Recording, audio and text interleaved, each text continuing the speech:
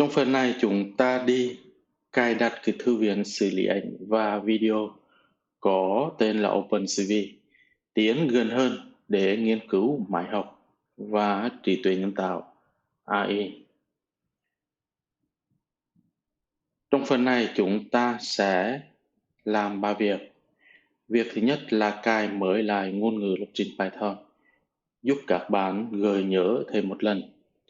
Sau đó chúng ta sẽ cài đặt thư viện xử lý ảnh và video OpenCV. Và công việc thứ ba là chúng ta sẽ viết một cái chương trình ngắn để hiển thị bức ảnh với các loại màu sắc khác nhau. Chúng ta sẽ bắt đầu. Hai cái công cụ được mình tải về và đặt trong cái thư mục Python trên ổ đĩa hát máy tính của mình. Hai thứ này mình sẽ đặt ở trong phần mô tả để giúp các bạn tải về cho nó nhanh. Chọn nơi cài đặt ổ đĩa hát và cái thư mục là Python. Nếu để mặc định mà chúng ta không chọn cái thư mục thì sau này chúng ta rất là khó tìm lại. Python rồi chọn OK. Và cái nơi mà chúng ta cài đặt là ổ đĩa hát và trong thư mục là Python.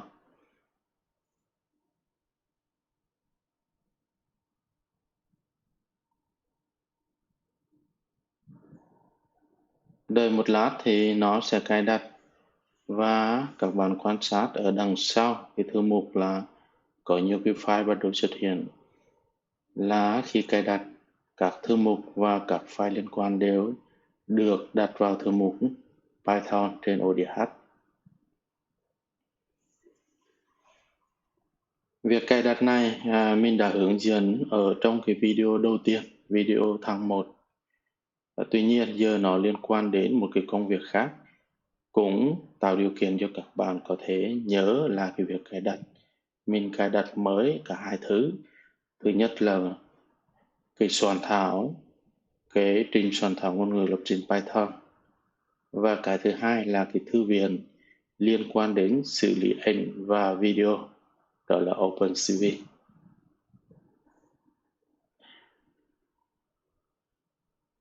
Về các cái kiến thức cơ bản thì chúng ta cũng đã học được khá là nhiều. Tiếp theo chúng ta sẽ cài, ở đây là giải nén cái OpenCV này. Nó là một cái file nén. Rồi giải nén ra tại cái thư mục là Python trên ổ đĩa hát luôn. Các bạn thấy một cái thư mục xuất hiện đấy chính là kết quả của việc giải nén. Việc giải nén này có thể mất một vài phút. Cái dung lượng của nó hơn 1 GB, do đó các bạn có thể mất một vài phút.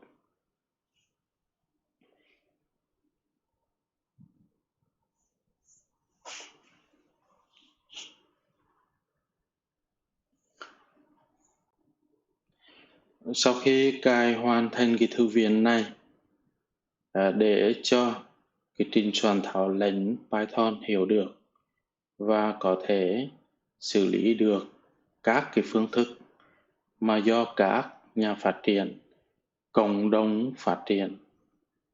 Ở đây là một cái thư viện mã nguồn mở, người ta gọi là open source, đấy, mã nguồn mở, do cộng đồng phát triển. Thư viện này rất là hay, nó liên quan đến tất cả các vấn đề liên quan đến xử lý ảnh và video.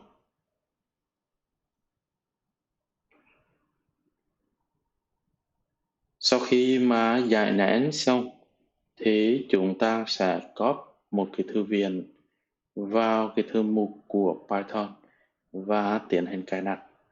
Việc này không quá khó, tuy nhiên các bạn phải nhớ từng bước chính xác thì khi đó chúng ta có cái kết quả nó như ý muốn, không bị tạo ra các cái lỗi trong quá trình cài đặt.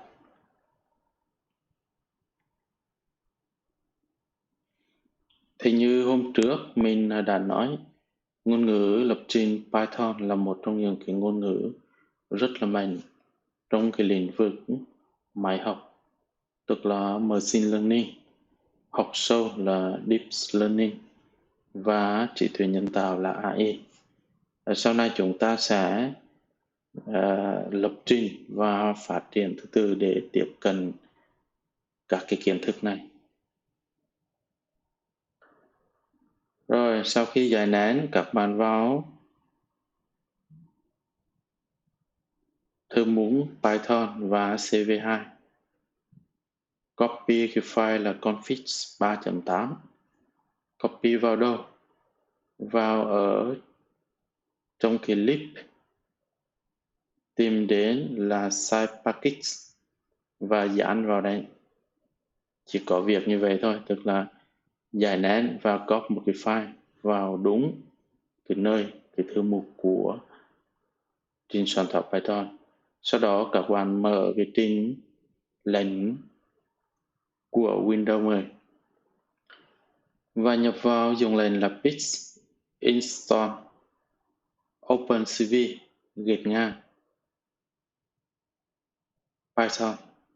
Thế lập tức là cái thư viện được cài đặt. Pip install OpenCV gạch ngang Python. Enter, thế thư viện được tiến hành cài đặt vào máy tính. Có cái dòng thông báo là successful install CV Python 4.2.0.34 đấy. Tiếp theo chúng ta sẽ kiểm tra cái Python. Đó là phiên bản Python. Và dấu nháy đó là dấu đời lệnh. Chúng ta thử import cái thư viện vào xem nó có báo lỗi không. Và như các bạn thấy, nó không xuất hiện bất kỳ cái lỗi nào, chứng tỏ cái thư viện của chúng ta được cài đặt thành công. Đấy. Rồi giờ chúng ta sẽ exit ra khỏi cái lệnh dấu đời lệnh của Python. Các bạn gõ exit, mở ngoặc đóng ngoặc và mở cái trình là idle Python trừ m cách ra idle lib, tức là mở trình idle với cái bộ thư viện của nó. Python trừ m idle lib, rồi enter. Thì trên màn hình các bạn xuất hiện là một cái idle của Python và ta thử nhập vào import cv2, nó không báo lỗi. Chứng minh được thêm một lần nữa nó đã thành công. Giờ là lúc chúng ta sẽ đi tạo một cái chương trình, đó là đọc một cái ảnh từ máy tính và hiển thị ra. Xử lý ảnh thì chúng ta phải import cái CV2 vào cái dự án của chúng ta. Pick là một cái biến và chỉ ra thư viện, nhưng mà chữ CV2 nó hơi xấu, mình đặt lại cái tên là CV, sử dụng từ khóa là SCV. cv.im tức là email đấy, email và cái tên file của file ảnh của mình là 1.png. Số 0 là đọc file ảnh với màu đen trắng. cv sau khi đọc xong thì chúng ta hiển thị là email show, tức là email show. Show cái loại gì? Cái tham số đầu tiên là email và cái thứ hai đó chính là cái biến pic đóng ngoặc lại. Email là cái tham số. Tiến hành xây cái chương trình. Chúng ta vào cái thư mục Python, tạo một cái thư mục dự án để sau này chúng ta lưu các cái chương trình của chúng ta vào đấy.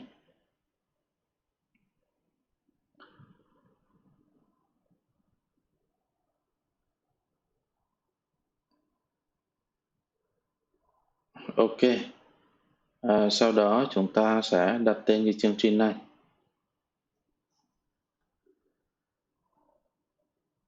Hiển thị ảnh. Bước tiếp theo chúng ta sẽ đi tìm một cái bức ảnh và copy vào đúng cái thư mục mà cái file chúng ta vừa lưu, file chương trình vừa lưu. Copy một cái ảnh đó là cành hoa mai cho nó đẹp. Rồi chúng ta sẽ mở cái thư mục chứa chương trình của chúng ta là dự án và dán vào đấy, sửa cái tên file thành số 1. Vì sao chấm PNG là do cái loại file đấy, như các bạn thấy là PNG là 1.pnr là loại file, tức là cái đuôi của cái file ảnh đó. Rồi sau khi copy và sửa tên cái file ảnh cho nó phù hợp với cái chương trình của chúng ta,